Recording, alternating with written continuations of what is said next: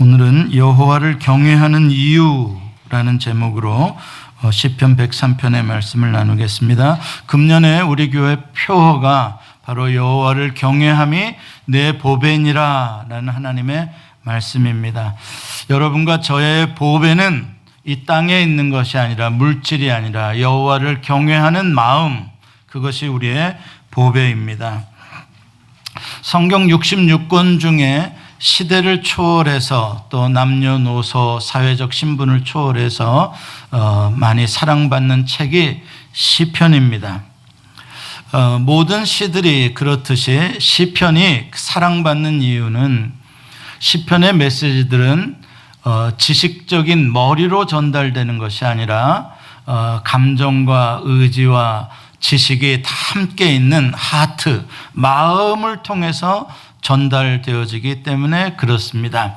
그래서 원래 예술이라는 것은 다 그렇게 마음으로 느껴지는 것들이죠. 그래서 한국 사람들이 맨하탄에 가면 타임스퀘어에 뮤지컬 극장들이 많이 있어요. 그래서 1년 내내 아주 유명한 뮤지컬들을 하고 있는데, 가보면은요, 한국 사람들이 많이 와요. 그 뮤지컬 보러 관광객들 중에서도 오고 미국에 사는 사람들도 오고. 그러는데 한국 사람을 위해서 한글로 노래를 부르겠죠? 아니요. 다 영어로 해요. 그러면은 거기 오는 한국 사람들은 다 알아듣겠죠? 아니요. 영어 한마디도 못해도 다 그거 구경 가요. 그러면서도 뭐라 그랬는지도 모르면서도 그걸 보고 와서는 그냥 막 감동을 받았다고, 돈이 안 아깝다고 막 이야기를 해요. 왜 그럴까요? 그게 예술인 거예요. 그 말을, 단어의 뜻을 몰랐어도, 그러나 거기서 느껴지는 그 모든 시각적인, 청각적인 그 모든 것들이 다 마음으로 메시지를 전해오기 때문에 그런 거죠. 그래서 우리가 시편을 읽을 때는 지식을 발휘할 필요가 거의 없어요. 그냥 마음으로 메시지가 쏙 들어오는 거죠. 특별히 이 시편 103편이 대표적인 시입니다. 제가 봉독해 드렸지만 여러분들도 어떤 그런 느낌이 있었을까요? 이것을 함께 눈으로 읽고 또 들었을 때 뭔지 모르겠지만 막 충만한 은혜, 막 그 하나님의 용서하심에 대한 자유, 나를 새롭게 하시는 그 부요함, 기쁨, 막 찬양, 이런 것들이 그냥 가슴으로 쑥 느껴지잖아요. 왜 그럴까요? 왜냐하면 이 시가 전달하려고 하는 메시지가 바로 그 여호와 하나님의 하트이기 때문에 그래요. 여호와 하나님의 마음을 우리에게 전달해 주려고 하는 것이기 때문에 그거는 머리로 오는 게 아니라 마음으로 들어오거든요. 그것을 전달하는 사람이 다윗인데, 다윗이 평생 그 여호와 하나님의 마음을 경험하고 살았던 사람 아닙니까? 늘 그 하나님의 마음을 느끼고 품고 살았던 사람이기 때문에 훨씬 더 자기의 경험에서 우러나는 그러한 마음이 하나님의 마음과 결합되어서 더 강력하게 우리가 느낄 수 있도록 전달이 되는 것이죠. 우리말로 번역된 것도 참 아름다운데, 우리가 조금 더 이 시의 감칠맛이라 그럴까요? 좀 더 깊은 맛을 느끼려면 히브리 원어에서 그 단어가 의미하는 뉘앙스 몇 가지들은 우리가 설교 시간에 좀 함께 공부를 하면서 오늘의 본문의 말씀을 나누기를 원합니다. 자, 같이 1절 말씀을 한번 함께 읽어보겠습니다. 시작. 내 영혼아 여호와를 송축하라. 내 속에 있는 것들아 다 그의 거룩한 이름을 송축하라. 자, 다윗이 지은 시라 그랬습니다. 내 영혼아 여호와를 송축하라. 내 속에 있는 것들아 다 그의 거룩한 이름을 송축하라. 누구에게 하는 말인가요? 자기 자신에게 하는 말이죠. 다윗이 자기의 영혼에게, 자기의 속에 있는 모든 것들에게 여호와를 송축하라고 2번 강조하고 명령하는 것입니다. 자, 영혼이라는 단어는 우리말로는 그냥 영혼 그러면은 뭐 스피릿이나 소울이나 다 영혼이다 이렇게 하지만 히브리 말로는 루아흐라는 말이 있고 네페시라는 말이 있어요. 영어로 스피릿과 소울이 있듯이 히브리 말도 그렇습니다. 그래서 여기서 영혼아라고 하는 것은 스피릿, 루아흐가 아니라 네페시라는 말이에요. 영어로 소울이죠. 그러면 이건 무슨 말이냐? 네페시라는 말은 무슨 말이냐? 인간이 자기의 존재 그 자체를 말하는 거예요. 그러니까는 완전히 우리가 living being, 생존하는 그러한 존재, 그 다음에 자기 자신, self라고 하잖아요. 영어로. 자기 자신, 자아, 그것을 말하는 거예요. 그러니까 다윗이 자기 속에 있는 자기의 존재를 향해서, 전 존재를 향해서 명령을 하는 거예요. 그래서 네페시 속에는 인간의 지정이라는 건 지식과 감정과 의지, 그 모든 것들이 함께 있는 본거지예요. 완전 센터죠. 그걸 네페시라고 하는 것입니다. 그리고 또 내 속에 있는 것들아 다 여호와를 송축하라 그랬죠. 내 속에 있는 것들아, 우리말로는 좀 여러 단어인데 사실 히브리 말로는 한 단어예요. 케레브라는 단어인데, 케레브라는 단어는 뭐냐면은 쉽게 말하면 오장육부예요. organ들이에요. 내 안에, 내 physical body inside에 있는 하트나 심장이나 간장이나 콩팥이나 뭐 췌장이나 이러한 장기들, 그것을 갖다가 케레브라고 하는 거예요. 그러니까 내 속에 있는 모든 육체 전체 여호와를 송축하라. 네페시여 여호와를 송축하라는 것은 내 마음과 뜻과 정성과 의지와 감정과 나의 전 존재여 여호와를 송축하라. 다시 말해서 소울과 바디 전부여 여호와를 송축하라라고 명령을 하고 있는 거죠. 이건 무슨 뜻이겠습니까? 다윗이 하나님을 찬양하고 경배하는 데 있어서 부분적으로 드리고 싶지 않다는 거예요. 일시적으로 드리고 싶지 않다는 거예요. 온전히 다 드리고 싶다는 거예요. 그래서 자기에게 그렇게 지금 명령을 하고 있는 것입니다. 신명기 6장 5절의 말씀대로 지금 다윗은 살고 있는 것이죠. 너는 마음을 다하고 뜻을 다하고 힘을 다하여 내 하나님 여호와를 사랑하라. 여러분, 이게 얼마나 소중한 명령인지 몰라요. 우리가 하나님을 사랑한다, 섬긴다 하면서도요, 너무나 많은 사람들이 파트를, 일부분을 섬겨요. 온전히 다 섬기는 사람이 드물어요. 그게 이제 우리의 신앙에 있어서의 하나의 어려움이죠. 다 드리고 싶은데 그게 잘 안 되는 거예요. 내 마음이 자꾸 쪼개지고 내 생각이 자꾸 여러 가지로 나뉘어지고 복잡한 거예요. 우리가 가끔 사람의 머릿속에 들어있는 것을 이렇게 해부도 그리듯이 이렇게 열어서 이렇게 보여주는 경우들이 종종 있어요. 그러면 여기는 뭐 집 생각, 여기는 자식 생각, 여기는 뭐 직장 생각, 뭐 이렇게 해가지고서는 이렇게 펼쳐 보여주잖아요. 이렇게 우리의 마음, 우리의 생각 속에는 굉장히 많은 부분들이 차지를 하고 있는 거예요. 이게 어렵죠. 그런데 그런 것들을 다 모아가지고 완전히 홀 파이로 하나도 한 조각도 떼지 않고 전부 다 하나님께 드린다는 거, 그게 쉬운 일이 아닙니다.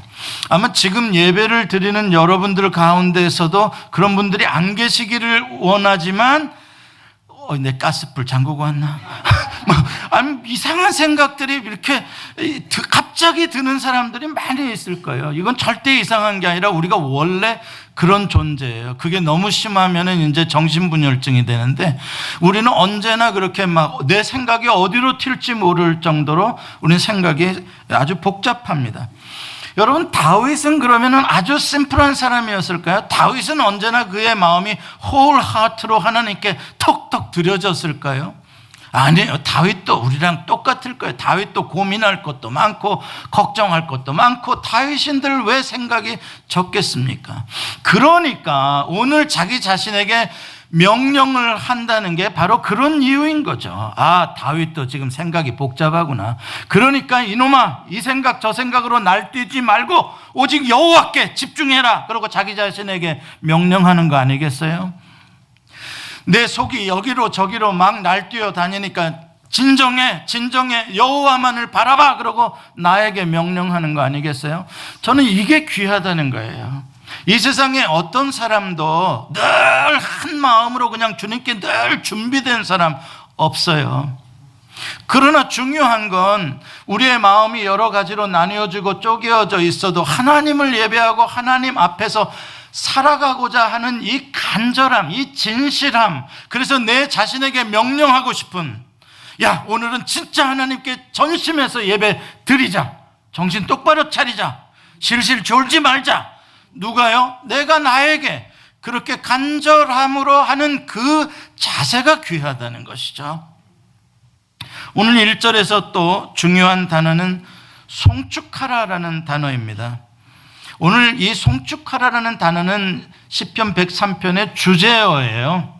그래서 계속 1절, 2절에 송축하라가 반복되고 3번 반복되고 또 이 시가 끝나는 20절, 21절, 22절에도 송축하라가 3번 반복해요. 그래서 수미상관법이라고 이 문학적으로 앞에서부터 마지막까지 이 송축하라로 채워지고 있는 신 것을 알 수가 있어요.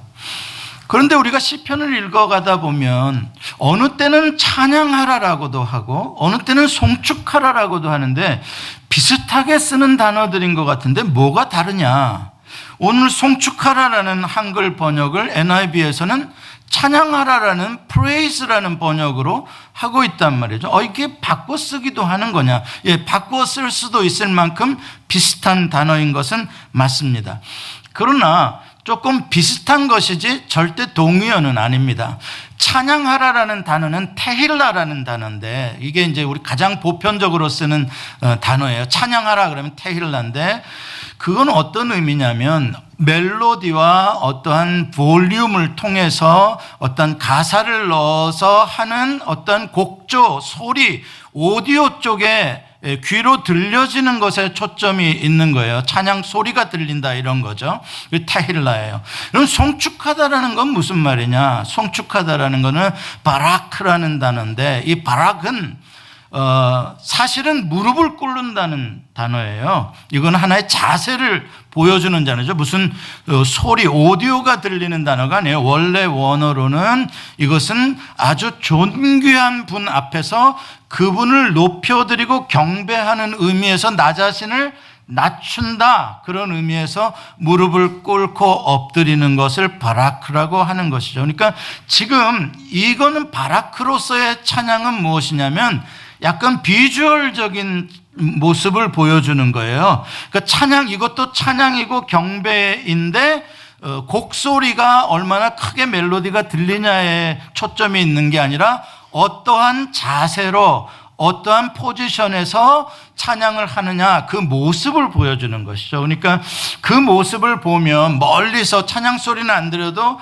그 모습을 눈으로 보면 지금 저 아래에 있는 사람이 저렇게 무릎을 꿇고 저런 모습을 보면 저 위에 앉으신 저분을 찬양하고 있는 거구나, 경배하고 있는 거구나 라는 것을 보면서도 알 수가 있는 그 사람의 태도와 자세를 말해주는 단어가 바로 이 바라크입니다. 그러니까 이것은 어떠한 관계인지 저 보좌 위에 앉으신 찬양을 받으시는 분과 찬양하는 자가 어떠한 관계에 있는지를 귀로 듣지 않아도 눈으로만 봐도 알 수 있는 그 모습이 바로 바라크로서의 송축하는 찬양이라는 것이죠. 오늘 본문에서 송축하다라는 단어와 가장 비슷한 말로 쓰이고 있는 단어가 하나가 나옵니다. 그것은 바로 경외하다라는 단어입니다. 경외하다라는 말은 말 그대로 하나님을 두려워하는 것이죠. 아주 존귀한 분이기 때문에 친하지만 너무나 선하시고 좋은 분이시지만 그러나 감히 그분에게 가까이 나아갈 수 없는 거룩한 영광스러운 그런 두려움, 그걸 바로 경외라고 하는데 그 경외라는 단어가 11절, 13절, 17절에 3번 반복적으로 나옵니다. 여러분, 히브리 문학에 있어서 카이 구조라는 것이 있어요. X자 구조죠. 그래서 모든 핵심적인 주제를 그 본문의 가운데쯤에다가 집어넣는 것입니다. 그러니까 11절, 13절에 경외하다라는 단어가 반복되어져 나온다는 뜻은 그쯤이 이 시의 중간 부분 아닙니까? 핵심 부분이라는 뜻입니다. 주제적인 거라는 것이죠. 다시 말해서 여호와를 송축하는 겉으로 보여지는 그러한 태도들, 자세들, 그러한 행위는 여호와를 경외하는 마음에서부터 우러러 나오는 것이다. 그 핵심은 여호와를 경외하는 하트가 있느냐, 바로 그것을 우리에게 말씀하고 있는 것이죠. 자, 그런데 우리가 이렇게 하나님을 경외하며 송축하며 살 수만 있다면 참 얼마나 좋을까. 오늘 다윗처럼 얼마나 행복할까. 오늘 시를 읽어보면요, 뭘 달라고 구하는 것도 하나도 없고요, 무슨 애원하거나 뭐 슬프다고 말하는 것도 하나도 없고요. 오늘 시를 읽어보면 그냥 만족함, 새로움, 막 용서에 의한 자유함, 막 찬양, 경배, 이런 걸로 가득 차 있어요. 아주 행복하죠. 밝고 기쁘죠. 이게 바로 뭐냐면 여호와를 경배하는 마음을 가진 사람이 여호와를 송축하는 삶을 살아갈 때 누리는 행복이란 말이죠. 축복입니다. 그러니 우리도 이런 삶을 살고 싶지 않겠습니까? 그런데 문제는 우리는 왜 이렇게 여호와를 경외함이 내 보배니라 그러한 말씀을 들어도 별로 감동이 오질 않고 우리의 마음은 왜 자꾸 너무 많은 것으로 쪼개져 있을까? 우리는 왜 송축함이 부족할까 하는 것에 대해서 고민을 하게 됩니다. 그 이유를 오늘 본문 2절에서 우리에게 밝혀주고 있어요. 오늘 본문 2절 말씀 같이 읽어보겠습니다. 시작. 내 영혼아 여호와를 송축하며 그의 모든 은택을 잊지 말지어다. 여기에서 우리가 여호와를 경외하고 송축해야 되는 이유와 또 그렇게 하지 못하는 이유가 함께 들어있어요. 두 가지 단어가 중요해요. 여기에서는 여호와라는 단어고 그 다음에 은택이라는 단어가 바로 가장 우리가 경외하다, 여호와를 송축하다라고 할 때 이 두 단어를 우리가 먼저 잘 깨달아야 돼요. 여호와라는 것은 하나님의 고유 명사입니다. 이름이죠. 하나님이라는 말은, 엘로힘이라는 말은 그냥 일반적인 가장 높은 최고의 신을 이르는 일반 명사예요. 그런데 그분의 이름이 있으시다고요. 그 이름이 여호와입니다. 예를 들면 성경에 이 여호와와 하나님이라는 이름이 같이 쓰여지는데 창세기 1장에 보면은 하나님이 천지를 태초에 창조하셨다라고 하나님이라는 단어가 나와요. 호칭이. 그런데 창세기 2장에 하나님께서 인간을 지으시고 에덴 동산을 지으시고 거기에 두셨다라고 할 때는 하나님이라고 하지 않고 여호와라고 그래요. 이상하죠? 왜 창세기 1장에서는 하나님이로 하다가 창세기 2장에 에덴 동산을 건설하시고 그 에덴 동산에서 아담과 하와의 이야기를 할 때 창조 이야기에서는 왜 여호와라고 이름이 바뀌는가, 호칭이 바뀌는가? 여러분, 창세기 1장의 창조의 이야기의 특징과 2장의 창조의 이야기의 특징을 비교해 보면은 그 이름의 차이점을 알 수가 있어요.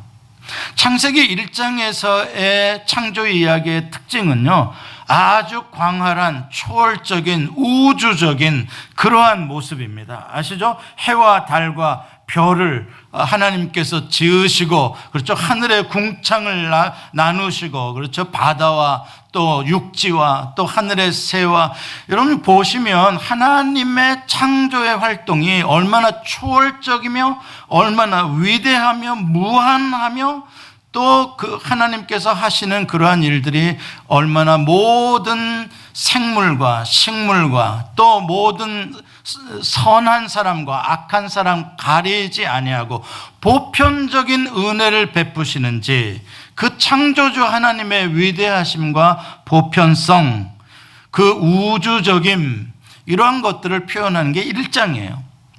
그럴 때 하나님, 엘로힘이라는 단어를 썼어요.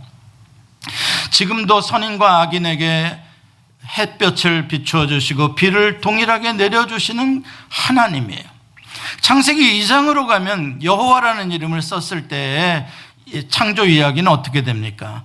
하나님께서 에덴 동산이라는 작은 한 공간 속에 들어오신다고요. 그 초월적인 하나님이 아니라 어떠한 공간 안에 임재하시는 하나님, 여기에 실존하시는 하나님의 모습으로 오신다고요.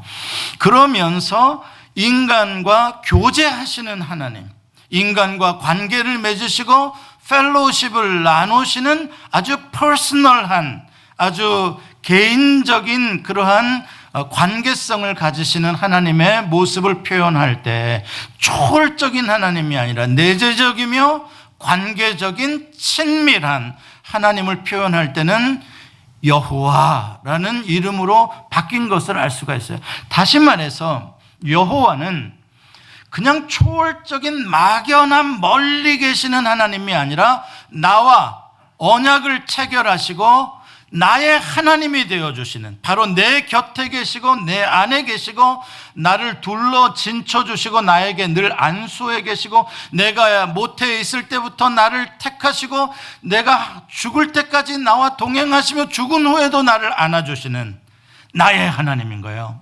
My God이에요. 그게 바로 여호와입니다. 그 언약하신 대로 나에게 영원한 사랑을, 언약의 증표로 은혜와 긍휼을 나에게 무한대로 베풀어 주시는 나의 하나님, 참 좋으신 하나님, 바로 그게 여호와 하나님이십니다. 우리가 그 여호와 하나님을 오늘도 예배하고 나의 하나님으로 모셨기 때문에 우리가 여기에서 이렇게 함께 예배를 하고 있는 것이에요.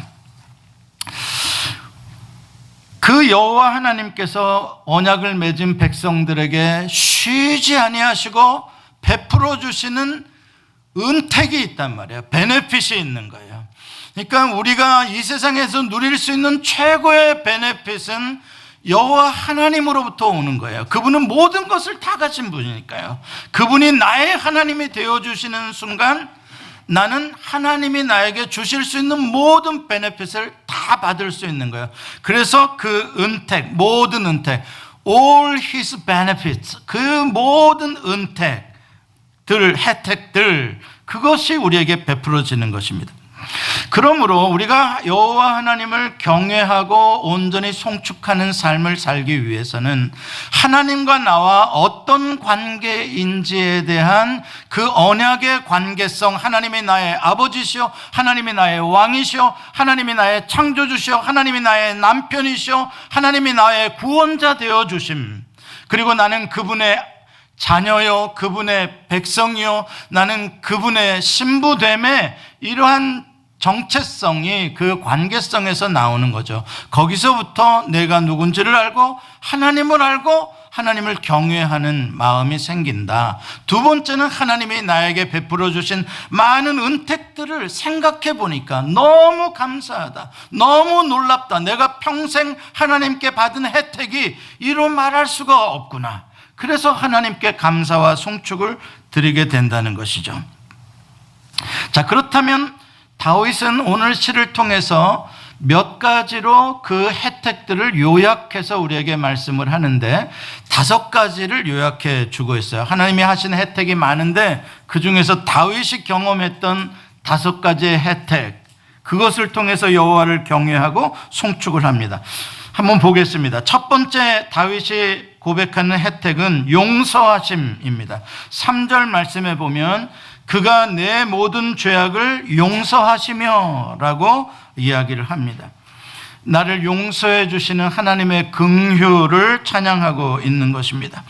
마치 아버지가 자기 아들을, 자녀를 용서해 주는 것 같이 불쌍히 여겨주는 그런 마음입니다.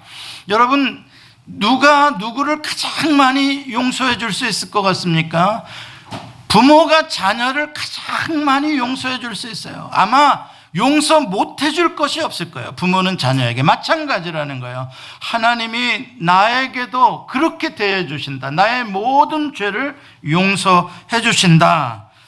하나님이 나의 연약함을, 체질을 아시고 내가 먼지뿐인 것을 기억하시고 우리의 죄를 따라 그때그때 처벌하지 아니하시고 진노하시되 노를 오래 품지 아니하시고 우리의 죄악을 따라 우리에게 바로 갚으시지 아니하시고 동이 서에서 먼 것처럼 우리의 죄를 옮겨주시고 또한 우리의 죄를 기억조차 하지 아니하시는 하나님 아버지의 자비하심을 찬양하고 있는 거예요. 그렇기 때문에 하나님을 송축하고 하나님을 경외한다는 것이죠. 다윗은 누구보다도 이 용서의 은혜를 체험했던 사람이에요. 그래서 용서하심이 혜택 중에 제일 첫 번째로 나온 것 같아요. 왜요? 밧세바 사건 유명하잖아요. 자기의 충신 우리아 장군을 죽이고 그의 아내를 불법적으로 취했잖아요. 그것에 대해서 다윗은 정말 눈물로 회개했고 하나님은 그를 용서해 주셨어요. 요한 1서 1장 9절은 이렇게 우리에게 말씀합니다. 만일 우리가 우리 죄를 자백하면 그는 미쁘시고 의로우사 우리 죄를 사하시며 우리를 모든 불의에서 깨끗하게 하실 것이요. 우리가 우리의 죄를 감추고 우리 자신을 속이면 우리는 용서받을 수가 없어요. 그러나 내 죄를 자백하고 내 죄를 인정하고 고백할 때 하나님은 우리의 아버지시기 때문에 우리를 언제나 예수 그리스도의 보혈을 통하여 우리를 언제나 완전히 용서를 해주시는 거예요. 이 죄의 용서를 받은 것 때문에 우리는 자유함을 얻고 행복하게 살아갈 수 있는 것이죠. 이 용서받지 못한 것은 여러분 아무리 이 세상에 많은 물질과 권세를 가지고 있어도요, 죄 용서받지 못한 인간은요 행복할 수가 없어요. 두 번째 우리가 다윗이 받은 혜택은 고쳐주심입니다. 힐링이에요. 3절 끝에 보면은 내 모든 병을 고치시며 라고 말씀합니다. 성경은 여호와 라파, 하나님은 치료하시는 힐링가시라고 말씀하십니다. 모든 병을 고치신다. 무슨 뜻입니까? 여호와께서 고치지 못할 병이 하나도 없다는 말씀이에요. 여호와는 우리를 지으신 이시기 때문에 생명의 주관자이시기 때문에 여호와의 손에는 불가능한 것이 없어요.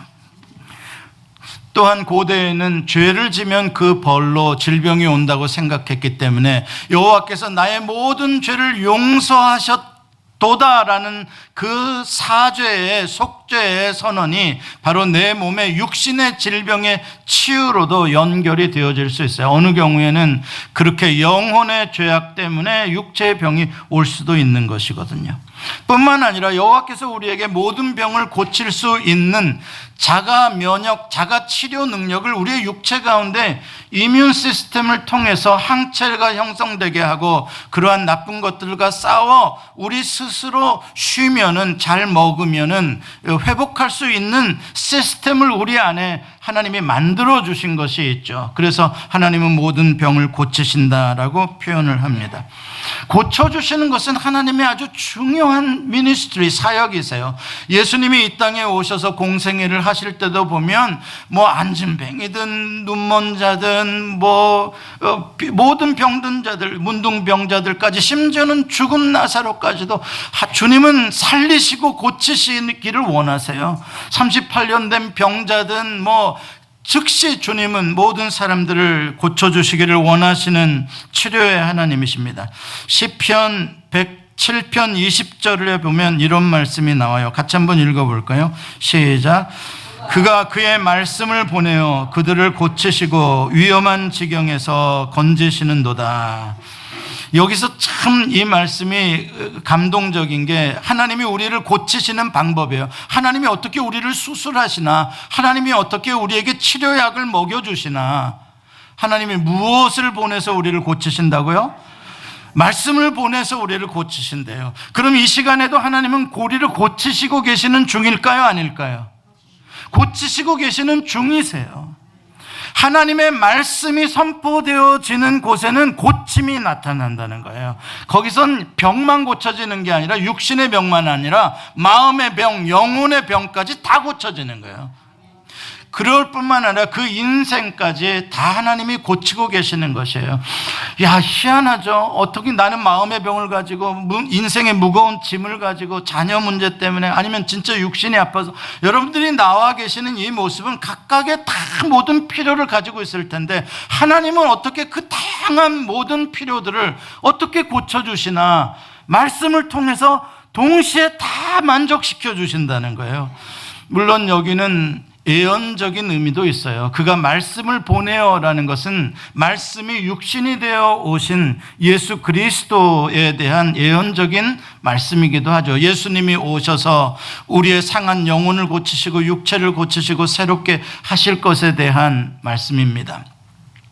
하나님은 우리를 언제나 이렇게 말씀으로 새롭게 하시고 우리를 고쳐주시는 거니까, 여러분들이 말씀을 들을 때 그냥 실실 졸면서 들으시면 하나도 안 고쳐져요. 무슨 말씀인지 아시겠어요? 실실 조는데도 무슨 하나님이 이렇게 해주시는 게 아니에요.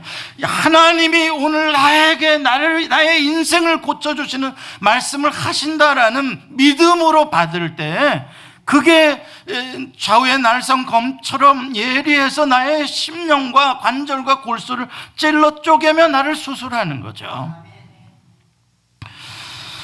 세 번째로 다윗이 받은 혜택은, 은택은 속량하심이에요. 속량하심. 4절에 보면은 이렇게 말하죠. 내 생명을 파멸해서 속량하시고 라고 말합니다. 파멸이라는 단어는 스올이라는 말인데, 이것은 지옥이죠. 말 그대로 영원한 죽음의 장소입니다. 절망적인 곳입니다. 영원한 절망에서부터 나를 속량하셨다. 속량이라는 말은 구속이라는 말과 같은 말이에요. 영어로는 redemption, 히브리 말로는 고엘이라는 말입니다. 고엘이라는 건 여러분 아시는 대로 친족이 기업을 물러주는 것을 고엘이라고 하죠. 자기 기업을 어떤 이유로든 잃어버린 사람에게 다시 그 기업을 되찾아 줄 수 있도록 하나님께서 친족에게 대신 그것을 사도록 하신, 그래서 값을 치르고 다시 그 기업을 원주인에게 돌려주도록 하는 것, 그게 고엘 제도입니다. 이것을 구속이라는 이 리뎀션은 값을 지불하고 노예 시장에서 노예를 사서 해방시키는 것, 이것 다 리뎀션입니다. 무슨 뜻입니까? 여호와께서는 우리의 죄를 용서하시되 그냥 여호와는 하나도 아프지도 아니하시고 여호와는 하나도 손해도 안 보시고 그냥 말로만 네 죄 없는 걸로 해줄게, 이렇게 용서하신 용서가 아니라는 거예요. 죄의 값은 사망이고 반드시 아본은 아본의 짐, 죄값을 치러야 하는데, 그것이 하나님의 공의인데 그 공의를 하나님 자신의 몸에 하나님이 대신 값을 치러주셨다는 거예요. 그게 예수님의 십자가잖아요. 예수님의 십자가로 우리의 모든 죄악을 속량하신 거잖아요. 담당하신 거잖아요. 이사야 53장 6절은 이렇게 말씀합니다. 같이 읽습니다. 시작. 우리는 다 양 같아서 그릇 행하여 각기 제 길로 갔거늘 여호와께서는 우리 모두의 죄악을 그에게 담당시키셨도다. 아멘. 바로 그것이에요. 나의 모든 죄값을, 그 무거운 죄의 짐을 예수님이 하나님이 직접 담당하시고 하나님이 희생하셨다. 이것이 속량하시며, 그러니 얼마나 감사하고 그 하나님의 사랑이 얼마나 놀랍냐고요. 그러니까 여호와를 경외하는 거고 그 하나님을 사랑하고 감사하고 찬양할 수밖에 없는 것이요. 이 하나님의 사랑에서 그 무엇도 우리를 끊을 수가 없다라고 사도 바울은 이야기를 하고, 바로 그 하나님의 그 끊을 수 없는 사랑, 그 인자하심, 그 헤세드가 시편에도 그렇고 성경에도 그렇고 언제나 하나님의 하트, 특별히 여호와의 하트, 언약의 관계를 맺고 있는 그 여호와의 마음속을 열어보면 헤세드가 들어있는 거예요. 인자하심이 들어있는 거예요. 그 마음에서부터 우리에게 많은 은택들을 베풀어 주신다라는 뜻이죠. 그 다음에 네 번째 은택은 다윗에게 관을 씌워주셨다 이야기를 합니다. 여기서의 관은 왕관은 아니에요. 어떤 관이냐? 4절 하반절에 나오죠. 인자와 긍휼로 관을 씌우시며 라고 말씀하세요. 우리에게 크라운을 씌워주는데 관이라는 것은 아무나 쓰는 게 아닙니다. 모자는 아무나 쓰지만 관은 특별한 신분에 있는 사람들이 그 신분을 표시하는 것이 관이에요. 그러니까 하나님이 우리의 왕이시라면, 우리를 통치하시는 전능자시라면 우리에게 그분의 자녀가 되는 권세에 왕자의 관을 씌워준 거다 이 말이죠. 그리고 인자와 긍휼의 관을 씌워줬다는 거예요. 인자와 긍휼은 여호와의 상징이에요. 그러니까 여호와의 관을, 그 마음을 우리에게 씌워주셨다, 이런 뜻입니다. 여기에 보면 우리를 음부에서, 영원한 죽음에서 그냥 간신히 생명만 주신 것이 아니라 우리를 높여주셔가지고 우리의 죄값으로 죽어야 할 죄인의 신분이 아니라 우리를 높여주시고 살려주셔서 하나님 아버지 자녀가 되는, 왕의 자녀가 되는 존재로 높여주셨다. 뿐만 아니라 우리는 인자와 긍휼로 관을 쓴 사람들이니까 살 때에도 어떻게 살아야 되냐, 왕자답게 우리도 인자와 긍휼을 베푸는 하나님의 자녀다운 하트를 가지고 살아야 한다, 그런 의미를 포함하는 것이죠. 다섯 번째, 마지막 은택, 오늘 본문에서 다윗이 노래하고 있는 것은 만족하게 해주심입니다. 이 satisfaction, 나를 만족하게 해주. 5절 말씀 같이 읽어보겠습니다. 시작. 좋은 것으로 내 소원을 만족하게 하사 내 청춘을 독수리같이 새롭게 하시는도다. 아멘. 여호와 하나님께서는 자기의 언약의 자녀들에게 필요한 모든 것을 가장 좋은 것으로 주시기를 원하시는 분인 거죠. 예수님께서도 구하라, 찾으라, 두드리라 말씀하시면서 너희가 너희 자녀에게도 좋은 것으로 줄 줄 알거든 하물며 하늘에 계신 너희 아버지께서 구하는 자에게 좋은 것을 주시지 않겠느냐 말씀을. 하나님은 우리를 힘들고 괴롭게 하시기를 원하시는 분이 아니에요. 우리를 가난하게 하시기를 원하는 분이 아니에요. 여러분이 여러분들의 자녀에게 가장 좋은 집과 가장 좋은 옷과 가장 좋은 차와 가장 좋은 것으로 먹이고 입히고 싶으신 마음을 갖는 것처럼 하나님께서도 나에게 가장 좋은 것으로 주시고 싶어 하시는 분이시다는 것이죠. 우리의 인간의 마음은, 피조물의 마음은 언제나 부족함의 공간이 있어요. 모자람의 공간이 있어요. 인간의 마음은 언제나 그래요. 공허라고 하죠. 그래서 전도서에 보면 솔로몬도 모든 걸 다 가진 것 같지만 헛되다라는 노래가 바로 나는 공허하다는 것. 왜 인간은 그 공허함을 채우지를 못하냐? 돈으로도 권력으로도 안 되는 거예요. 그 피조물의 공허함은 오직 창조주만이 채울 수 있는 거거든요. 피조물 자신이 채우지를 못해요. 그러므로 하나님이 나와 창조주가 언약을 맺으시고 하나님이 나를 채워주실 때 나는 만족할 수가 있는 거예요. 그래서 내 자리를 높이 듭니다. 나를 채워주소서. 우리가 노래를 하는 게 그거예요. 수가성 여인처럼 물을 마셔도 목마른 내 영혼, 그러나 주님께서 내 잔을 채우시면 내가 만족하겠나이다. 바로 그게 하나님이 채워주시는 것이에요. 너는 내게 부르짖으라, 내가 내게 응답하겠고 네가 알지 못하는 크고 비밀한 것을 내게 보이리라.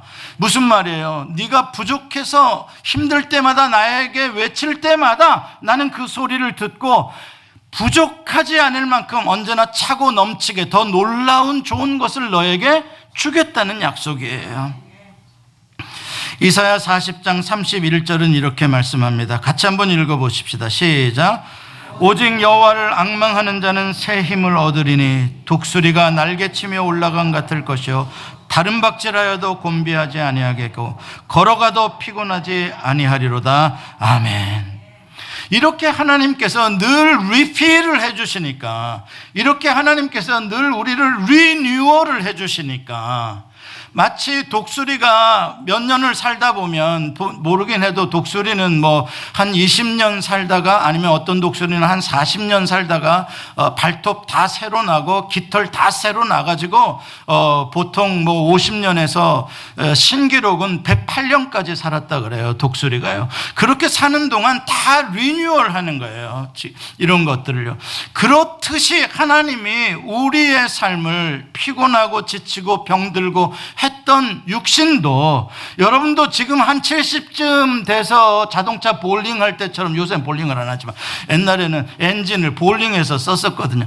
그렇게 뭐 고장나는 데들이 많이 있잖아요. 쑤시고 아프고 어디가 가고 그냥 맨날 날구지게 하고.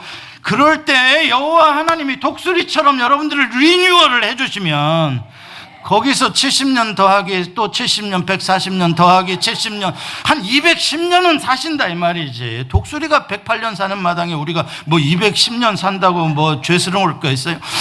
무슨 말이냐면, 이 하나님의 리필, 하나님이 우리를 다시 새롭게 해주신, 모자라고 없어서 바닥나고 없어져야 되는데 하나님이 내 세포를 다시 나게 만들어 주시는 거야. 무릎 연골이 다 닳아서 없어졌는데 이 연골을 새로 내주시는 거야. 할렐루야. 안 될 거가요? 믿으셔요. 그러니까 이렇게 하나님이 뭔가 자꾸 나를 새롭게 자꾸 채워주시니까, 만족하게 해주시니까. 여러분, 사도 바울은 빌립보서 4장 11절에 보면, 내가 어떠한 형편에 처하든지 자족하는 일체의 비결을 배웠노라 라고 이야기를. 무슨 말이에요? 자족이라는 거면 스스로 만족이에요. self-satisfaction이에요. 모든 상황에서, 가난할 때나 부유할 때나 약할 때나 건강할 때나 자기는 늘 만족하다는 거예요. 도대체 이 사람은 뭘 그렇게 언제나 똑같이 충만하게 누가 채워주냐? 누가 채워주겠어요? 하나님의 은혜가 부어지는 거예요. 가난하면 가난한 대로 또 하나님의 은혜가, 부자하면 부자대로 은혜가. 여러분에게 이 복이 있으시길 바랍니다. 다윗은 이 복을 자기가 받았다라고 말하는 거. 그래서 여호와는 나의 목자시니 내게 부족함이 없으리로다. 만족이잖아요. 왜 우리는 경외가 잘 안 되고, 왜 우리는 송축함이 잘 안 되냐? 왜 우리는 자꾸 부분적으로 썬데이 크리스찬이 되기 쉽고, 왜 우리는 이렇게 걱정과 근심과 염려와 왜 이렇게 생각과 마음이 복잡하냐? 내 마음도 탁 내 영혼아 여호와를 송축하라 그러면 탁 하나로 되기를 원하는데, 여러분, 원래 우리는 안 되는 존재예요. 그걸 인정해야 돼요. 우리 안에서는 그런 경외가 원래 안 나와요. 우리는 참 못된 인간인 거예요. 이기적이고요, 두려움도 많고요. 우리 안에서 송축 원래 안 나와요. 인간은 교만하지, 내가 송축을 받고 싶으면 받고 싶었지 남한테 무릎 꿇기 싫은 게 인간이에요.